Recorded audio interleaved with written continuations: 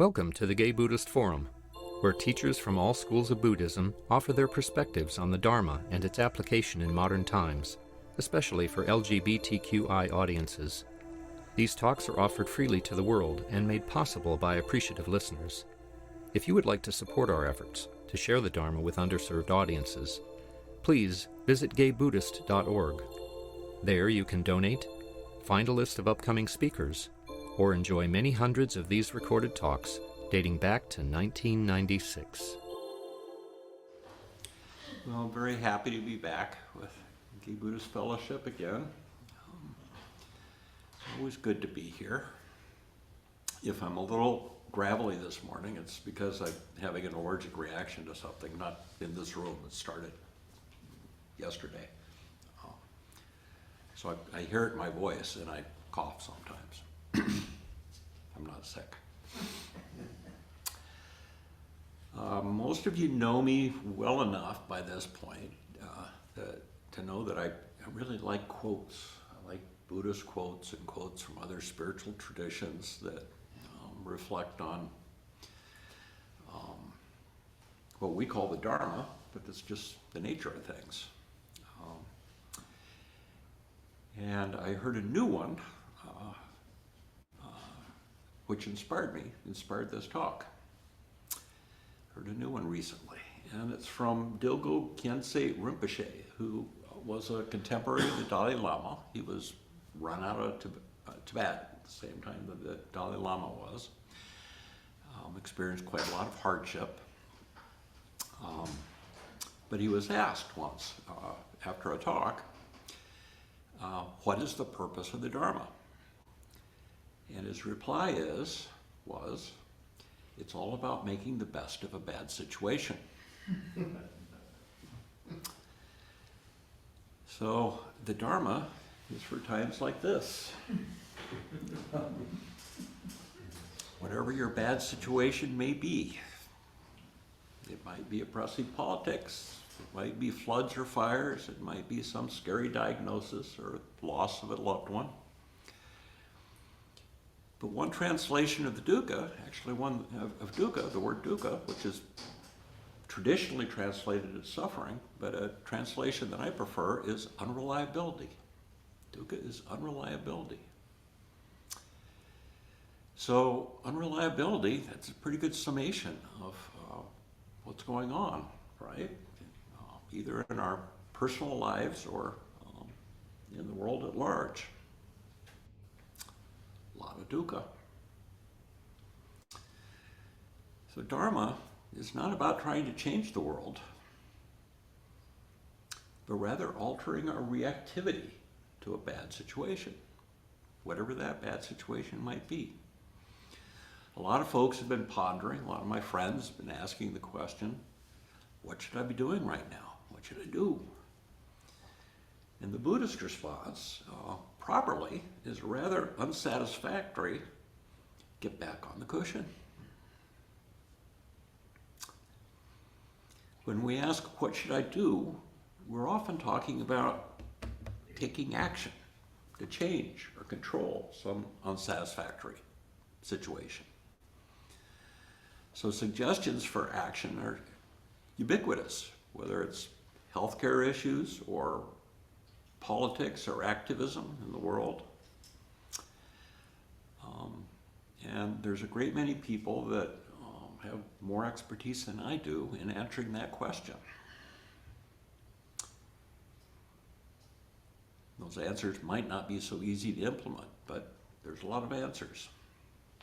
The Dharma recognizes that the first step in bringing about change is acceptance. It's like this. Acceptance does not mean passively accepting some bad situation. It's simply accepting that it exists, acknowledging that it exists. You may think this is obvious, but consider how often we resist some problematic situation by lamenting that we just hate it and we want it to go away. I've been hearing a lot of that lately too. This is actually a fairly common reaction. So check it out in your own experience. Is there anything going on in the world in your life that you just wish would just go away? But this attitude is not necessarily conducive to skillful action. In fact, it can leave us feeling hopeless and helpless. So I'm not here to advise you on what actions you should be taking to manage your dis-ease or the national dis-ease. As I said, there are sources better suited than that, than me. But do what needs to be done from your perspective, according to your capacity and your inclination. But in the meantime, attend to your own well-being and try to mirror that in a compassionate way for the benefit of others. That's one thing you can do right now. And it's a good place to start. You may have heard the story of the refugee boat lift that happened at the fall of Saigon at the end of the Vietnam War, when it all happened quite suddenly, the fall of Saigon, and people got in any old boat that they could, or raft, or and tried to get out to the American ships that were anchored offshore to escape for safety.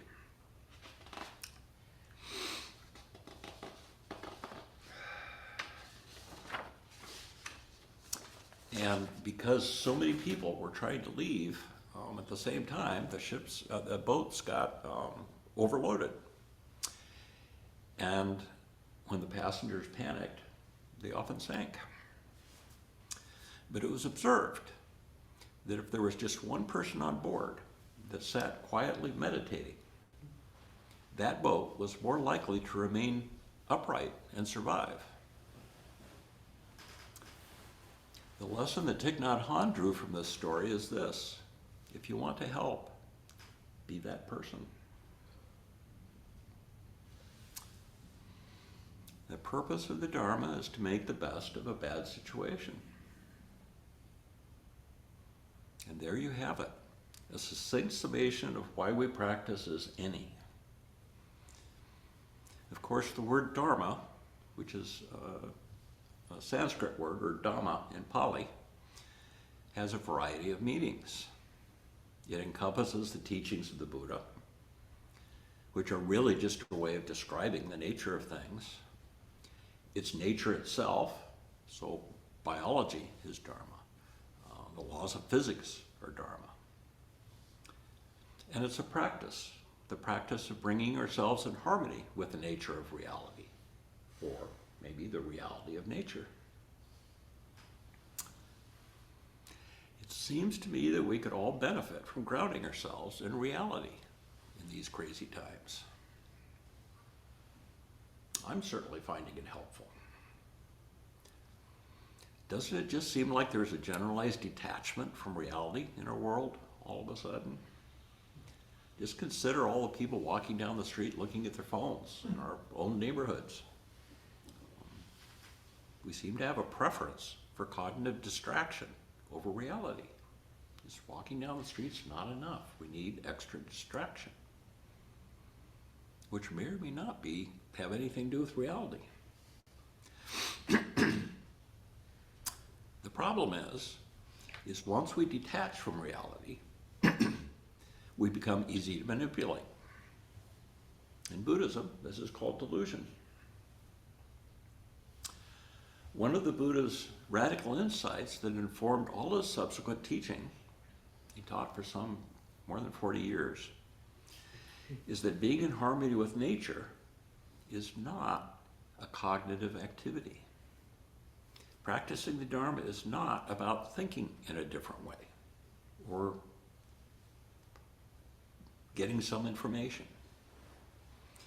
It's about seeing in a different way, including clearly seeing the habits of our minds. This practice is more about getting in touch with our direct experience of reality than intellectual achievement. The truth lies within, not out there. So reading books and listening to talks can be motivating and inspirational. But in the end, the Buddha said, it is in this fathom-long body with its perceptions in mind that you will find the world. He didn't tell us to read books or sit at the feet of a teacher. He advised us to simply find an empty hut or a tree out in the forest and sit under it and pay attention, to look within. Our own living rooms will do. The radical freedom practice that the Buddha taught is the practice of meditation. The mid-20th century Thai teacher Ajahn Chah said, you are your own teacher. Looking for teachers won't solve your own doubts. Investigate yourself to find the truth. Inside, not outside. Knowing yourself is most important. This teaching echoes the words of the 13th century Zen master Dogen, who advised us to cease from practice based on intellectual understanding, pursuing words and following after speech, and learn the backward step that turns your light inwardly to illuminate yourself. So hence, when in doubt, get back on the cushion.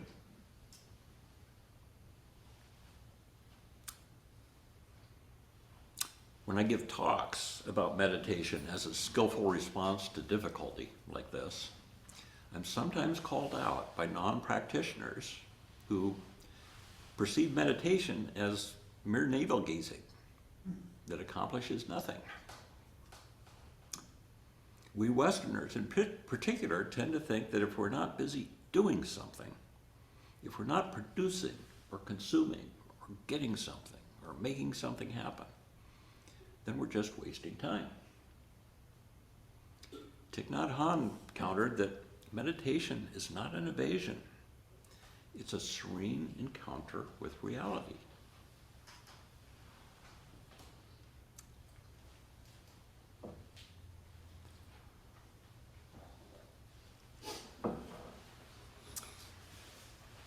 The Buddha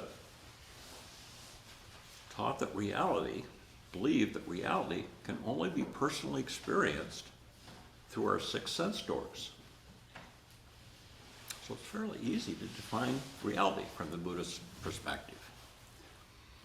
It's anything that has to do with seeing, hearing, touching, tasting, smelling, and cognizing, all of which happen in this body, this fathom-long body.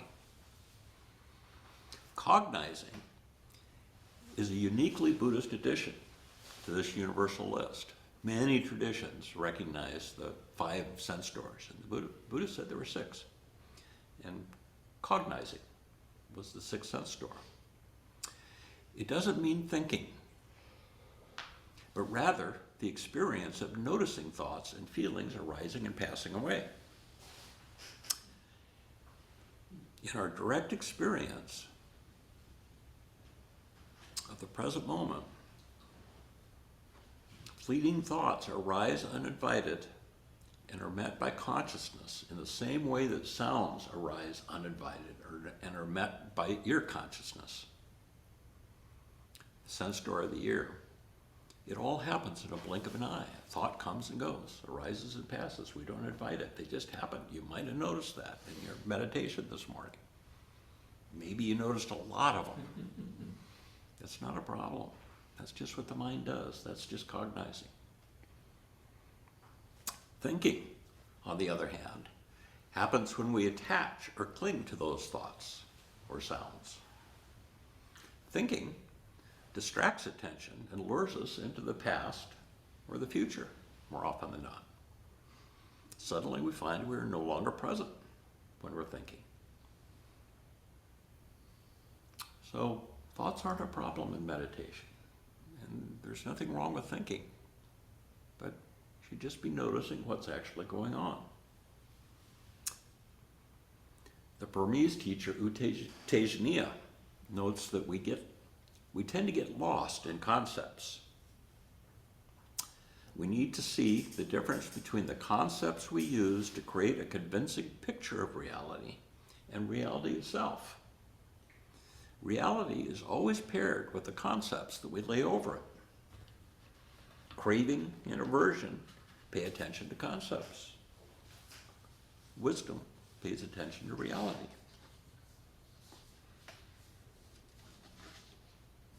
And delusion, which is one of the chief hindrances to awakening, is the subconscious act of mistaking the concepts we fabricate for reality. So when you hear a Buddhist claim that we create the world, and the Buddha talked about that quite a lot, this is what they're referring to. The challenge is to clearly see the difference between reality and the world that we fabricate through conceptualization. And this is what we do in practice. This is the wisdom practice, the wisdom aspect of meditation practice. So if you have a curious inclination, it's really quite fascinating.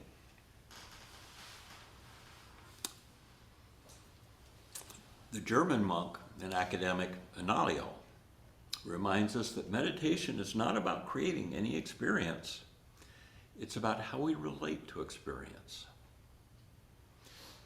Too often we think that meditation is about controlling our experience or achieving some desired state. Actually, just on my way over here this morning, I ran into a neighbor, and she asked me what I was up to, and I said, I'm going to go give a talk to a bunch of meditators. And she said, I don't know, I didn't know you did that. She said, you have to teach me. She said, I can't do that. I can't tell you how many times I hear that from people. I teach meditation, people are like, I can't do that. And so I told her, I said, well, if you buy me lunch, we'll go into this in detail. But I can tell you right now, the reason you think you can't do that is because you have an idea that it's something that's different than your actual experience at the moment.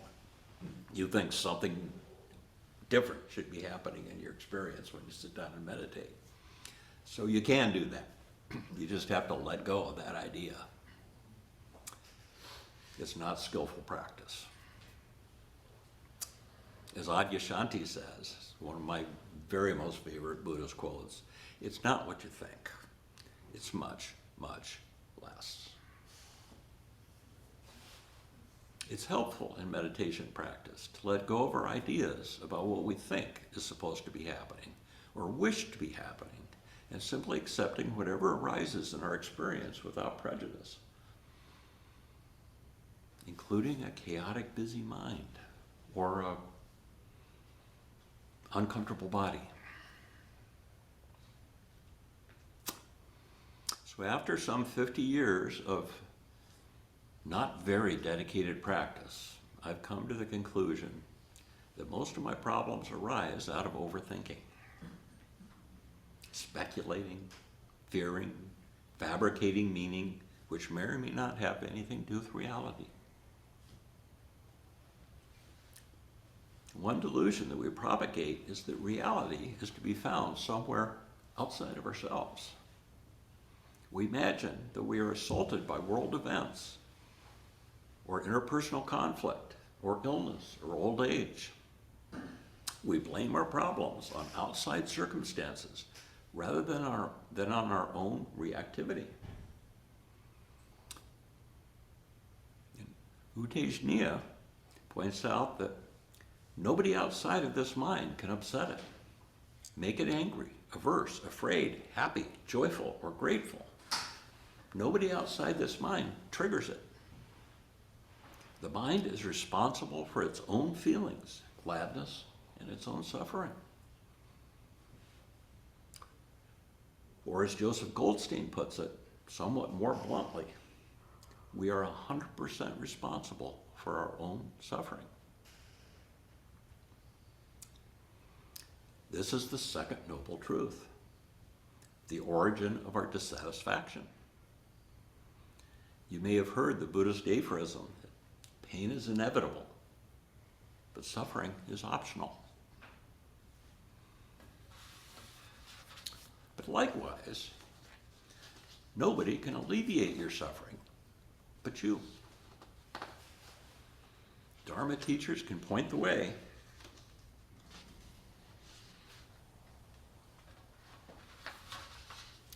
But we can't do it for you. Change comes from within. If we are 100% responsible for our suffering, that's good news. We have the agency on how much we suffer. This is the key to freedom. If we can take responsibility for our own dissatisfaction in life, we have the option to let go of it and accept whatever is bothering us as being like this. It's like this. And then we can choose more skillful response, one grounded in contentment rather than dissatisfaction. This is our task. We may not be able to control the pain, but we can have an effect on how much suffering we experience. This is certainly why I practice.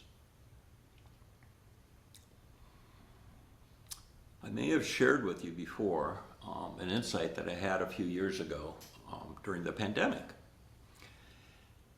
And one day I realized, when I was talking with somebody, I realized that when I complain, when I fan the flames of my own dissatisfaction and project that out into the world, all I'm actually doing is adding to the suffering of the world. That's my contribution. It's also useful to reflect on the fact that simply complaining doesn't change much of anything, except maybe my mood, and not for the better. The Buddha summarized his message, his overall message, by saying, quite simply, I teach only suffering and the end of suffering. He could have just as easily said, I teach only happiness and the cultivation of happiness.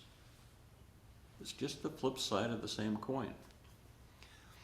One of the radical propositions of Dharma practice is that we can be happy no matter what is going on in our lives or the world. This is no small thing.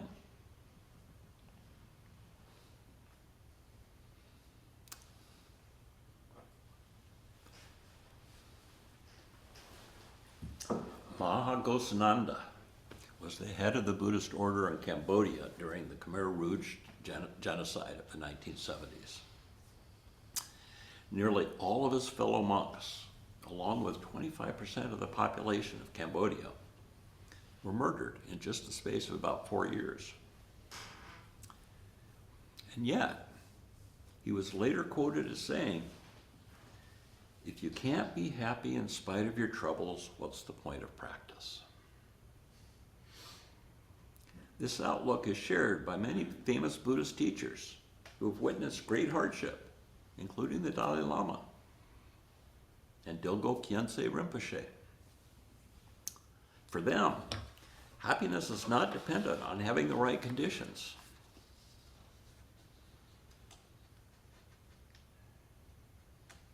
Happiness is something that can be cultivated, intentionally cultivated in your life and the world.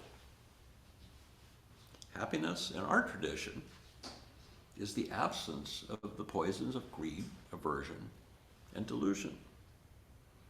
Anyone can cultivate peace and freedom, but you have to want to be free more than you want to perpetuate your habitual mind states, stories, and identity. This is really important. You have to want to be free more than you want to perpetuate your habitual habits of mind. The quest for freedom is considered to be a skillful desire. There are skillful desires, and the quest for freedom is one. It's more about letting go than in getting something. The Buddhist view is that dukkha should not be an obstacle to happiness. After all, dukkha, which is unreliability, is a characteristic of existence. You might say that dukkha is also nature. So this is why Joseph Goldstein advises us to don't waste your dukkha. Or as the Tibetan Lojong saying goes, turn all obstacles into the path of practice.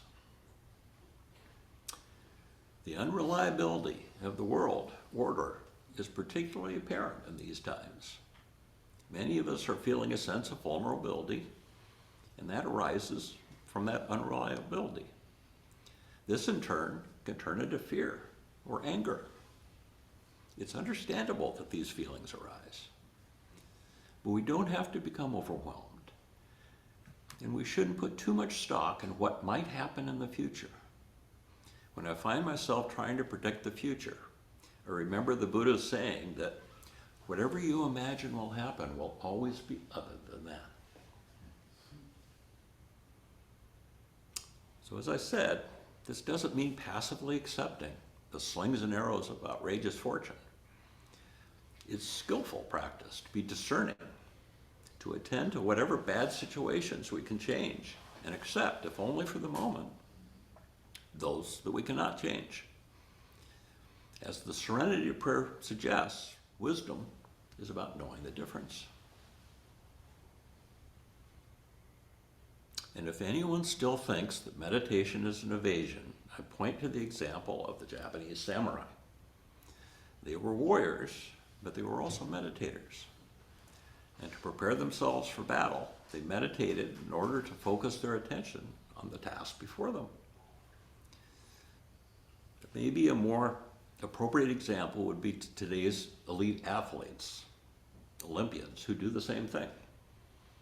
Meditation is being incorporated into their training programs for anyone who wants to calm the body and sharpen the mind for whatever task is at hand. So if you are keeping your powder dry and are inclined to be a social justice warrior or a political warrior, a peaceful mind will support you in the struggle. And don't forget that meditation also opens the heart, allowing us to step away from our self-centered fog and have compassion for others, for all those who are challenged. Their suffering is our suffering. In our direct experience, we can see that all beings are interconnected. That just happens when you meditate, eventually. So by all means, do what needs to be done, but do it from a grounded place of peace and calm. Sometimes that means being the rower or the bailer in the foundering boat rather than panicking. Sometimes it means being that single calm person, quietly making the best of a bad situation. So I'd like to end with one more quote. This is from Nisargadatta, who said, "The world is the way it is because people are the way they are. As long as people are the way they are, the world will continue to be the way it is. If we want to have a peaceful world, it's necessary to have peaceful people. Peace is not something that can be imposed on the world." So thank you for your kind attention. This is an opportunity. We've got some time for reflections or questions, objections or protests.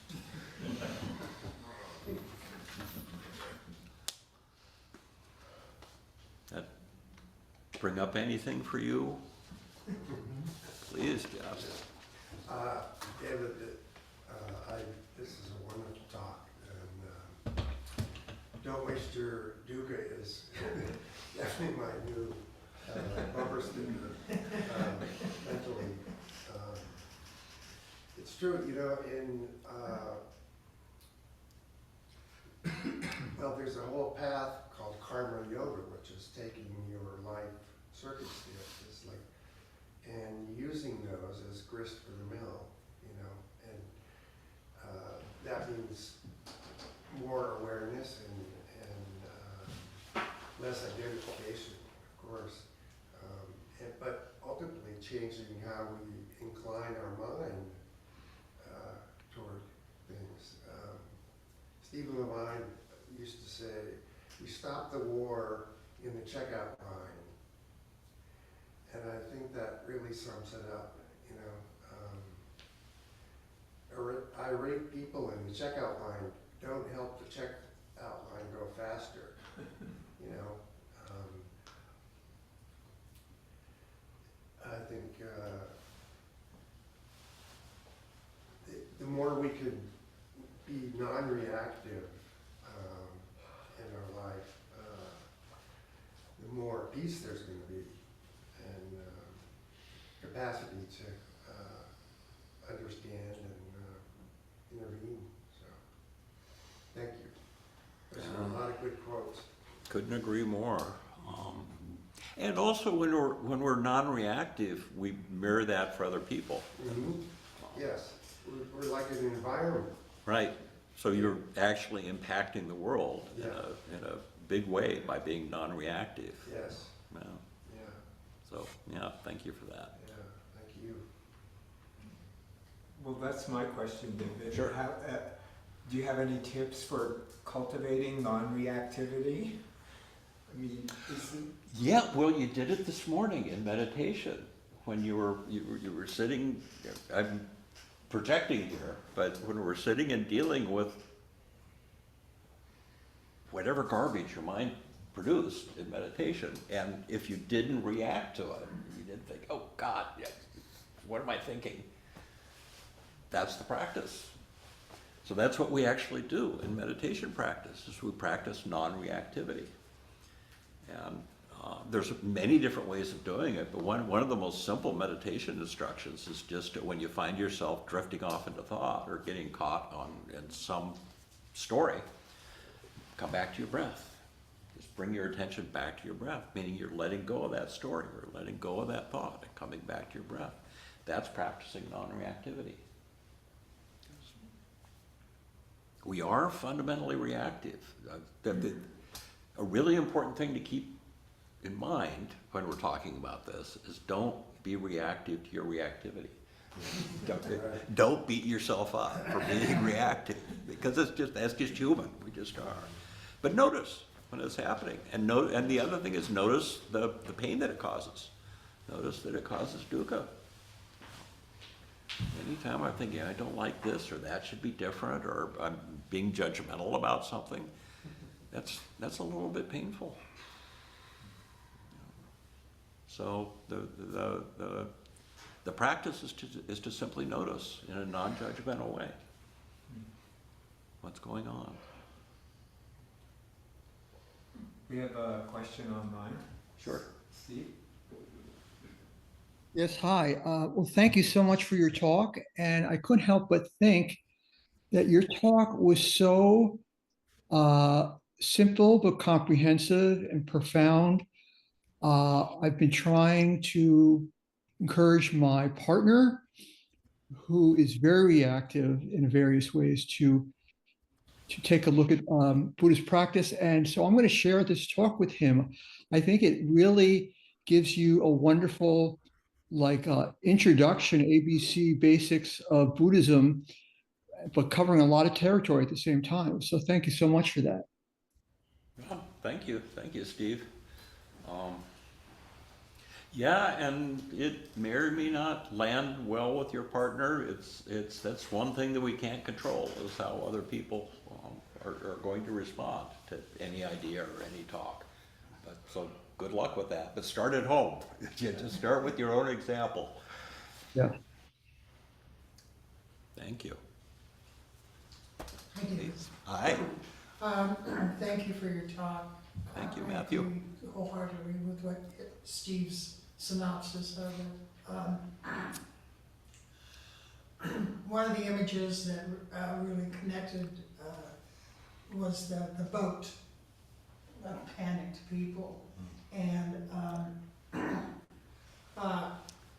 I think, just noticing myself what's happened with, the course the country is going in right now. I think what I kind of acknowledge is that one of the things I'm dealing with is it's shattered my expectations of the future. Suddenly it's all up for grabs. And even though those expectations might have been delusional in the past, or in reality, but still you don't even have that delusion to support you. And last night I was sitting in bed and I got this image of the nation. I almost saw it like as a map of the United States. And I saw a nation afraid. And I thought, and that's scary, because people don't always use their best judgment when they're afraid. And so that image of people panicking on a boat has really kind of helped me. One of the things I made up my mind last night, saying, well, what can I do? Well, I can just do my best not to be afraid, not to feed into it. Exactly. And so it's funny because what I was picturing is trying to be that calm person in the boat, but this boat's like full of, 100 million people or so, but anyway. Yeah, well said. Yeah, one way to perceive what's going on in the world is the same way we perceive what's going on in our own lives. We talk a lot in Buddhism about greed, aversion, and delusion, and looking at it in our own lives. That our reactivity is usually about wanting something to happen or wanting something to not happen. Wanting something to happen is greed. Wanting something not to happen or to stop happening is aversion. That includes hate and fear. And delusion is just, not being in touch with reality. And that's what keeps us from waking up in our own lives. So those are really, the hindrances are really important to follow and to know in your practice. But those same three hindrances, greed, aversion, delusion, is what rules the world. Politics and kingdoms and nations are formed and unformed by greed, aversion, and delusion. And so we can just see those forces at work. So, making it your mission, and it's kind of making it my mission to point out greed, aversion, delusion in our own lives and in the world, might be helpful. Might be a way of framing, what's going on. A lot of delusion nowadays.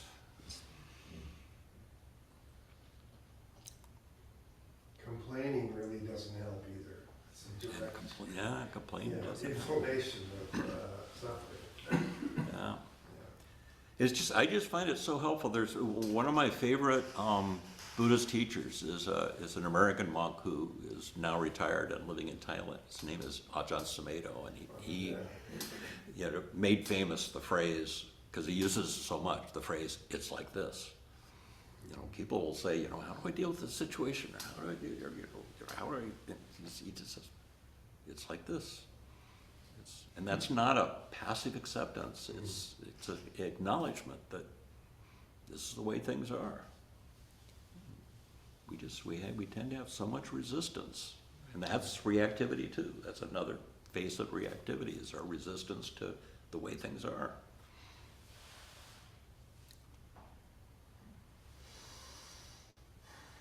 Well, yes, Please. with that example though, with his statement, is that he's done the practice on the cushion. He has come to a point where he's complete.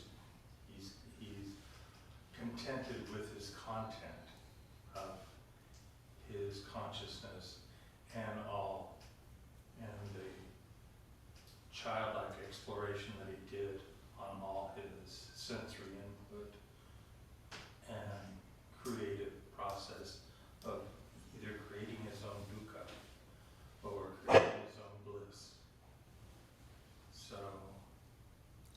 again, it's still that thing that we're all, like that Buddhist proverb, a feast is enough. We are enough of a feast in our own content if we're willing to look at our own, the meal that we provided for ourselves. So we are our Yeah. own companion in that way. Yeah, thank you, and have gratitude for that, because gratitude is accepting that what we have is enough, as you say. Yeah. Please. What does the word dukkha mean? I don't understand that. Oh, okay, so it has a lot of different definitions. Oh, does it? It's the first noble truth of the Buddhas, of the Buddha's basic teaching is the Four Noble Truths, and dukkha is the first noble truth. And it's often, traditionally been defined as suffering. But that doesn't nearly encompass it. It's not misery kind of suffering. It's because suffering is really more our reactivity to the world. So I like to define it as unreliability. A lot of people define dukkha as dissatisfaction or unsatisfactoriness. But I like unreliability. There's just not a simple English word for dukkha. But it's the fact that everything is grounded in the fact that everything changes, and we don't like that. It's just human to not like the fact that everything, we get old, we get sick, we die, our friends get old and sick and die, and we're reacting to that. We don't like it. And yet that's just nature. That's just nature happening. That's unreliability. And if we can accept that, we can have a happy life. As you said earlier, it is. And acceptance, I keep coming back to that word of acceptance is key to everything, instead of having to react. Yeah. Yeah, and acceptance is also the key to change, because you all might know, I know people right now, my good liberal and progressive friends, who are not accepting what's going on. It's like, I'm not going to watch the news. I'm not going to, I'm not accepting this. It's just, that's self-protective, but it's not a good place to cultivate action. Acceptance is important. Everything, as you say. Yes, Thank you. it's a principle. Yeah. Well, except not watching the news has kept me sane, so there is. What kept you sane? Not watching the news has kept me sane, so. Yeah, that's a self-protection. Yeah, I think that's probably a healthy thing to a certain extent. But it's going to catch up with us one way or the other, sooner or Well, later. it's like the serenity prayer, what you can and what you can't change, and if you can't change it, don't wallow in it. So I choose not to wallow in it. Yeah, well, I'm a big fan of Serenity Prayer. I think it's a great Buddhist teaching, even though it was authored by a Christian theologian. It's good Dharma. Know the difference between what you can change and what you can't change, and accept what you can't change, and have the wisdom to know the difference. Yep. It doesn't take long to get the summary of the news, but beyond that, it seems very unhealthy. But what I wanted to say is that, I forgot what I wanted to say.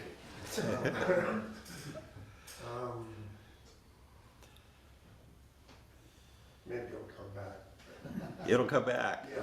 You're I just think having you a said senior it all. moment. Yeah, so. What you said about the summary of the news is so true. I actually have nostalgia for, I'm old enough to remember the days when you got a morning newspaper and you sat down and you spent a half an hour reading the newspaper. Yeah. And then you were done for the day until the next morning newspaper came. Or somebody call him like Walter Cronkite, but. Right. Which was only a half an hour. That's the way it is. Yeah. I'd say, yeah. But now it's just this continuous news cycle that, boy, talk about dukkha. That's Yeah. no wonder we're Yeah. suffering. That's a lot of stress. Oh, I remember. I used to often feel disbelief, like, I can't believe what he's doing. And a Jewish friend of mine said, no, believe it, that he's following through with what he said he was going to, and, Yeah, or even more, but I think we have to believe it. yeah, And accept it. I mean, just that it is happening, and therefore Yeah. there's no disbelief Yeah. to And there's forces behind that behavior, and those Yeah. are the forces of greed, aversion, and delusion. right. Yeah. It's- the Buddha saw it Mhm. 3,000 years ago, 2,600 years ago. It's pretty much most of the problems of our lives in the world stem from greed, aversion, and delusion. They're worth studying. Mhm. So maybe next time I come, I'll give a talk about the hindrances.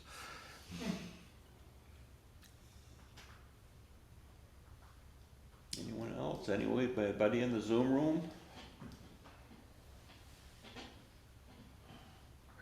Oh, please. Yeah, how do you develop the 2-year-old inquisitiveness to inquire about exploring what's within? I mean, I always think of a 2-year-old who has a myriad of questions. Why is the sky blue? Why does this taste like that? Some of that seems to be a necessary quality that, as an adult, I feel like I've lost many times, or I have to remind myself to be curious of my own content or my own practice. How do you find a child within in your practice? I start with the 1-year-old. Always going. They just sit in their stroller like, watch them in the grocery store, the cafes. They're just amazed by the world. Like, oh, look at that. If they could talk, they would say dog. That's kind of the elemental delight of being with your direct experience. And then, yeah, when they get to be 2 or 3 years old, it's like,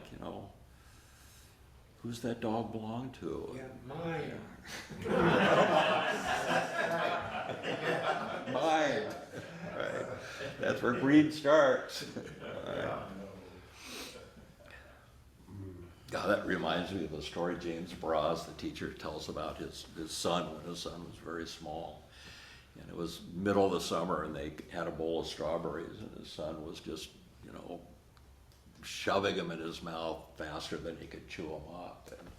And in fact, it started to choke on him because he liked strawberries so much. So they took the bowl away, and he threw a tantrum because he didn't have he was afraid the strawberries were going to go away. He said, mine. Yeah. But one thing we learn as we get older is that one perfect strawberry can be a pretty amazing thing.